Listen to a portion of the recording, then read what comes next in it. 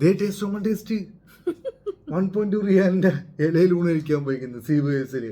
നേരത്തെ അറിയായിരുന്നു 1.2 റിയാൽ ഇല്ല, അവിടെ ചെന്നപ്പോഴാണ് അറിഞ്ഞത് 1.2 റിയാലിന് സ്പെഷ്യൽ എന്താ അറിയോ, 2 ടൈപ്പ് ഫിഷ് കറി.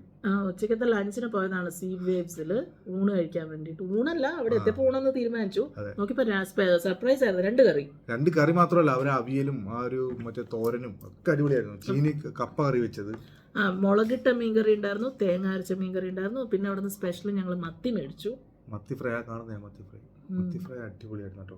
ഇങ്ങനെ മത്തി ഫ്രൈ ഉണ്ടാകും സാധാരണ നോർമൽ നമ്മുടെ റെസ്റ്റോറൻറ്റിൽ കിട്ടുന്ന മത്തി ഫ്രൈ അല്ല അവിടുത്തെ സ്പെഷ്യലാ. പോകുന്ന ട്രൈ ചെയ്തോ.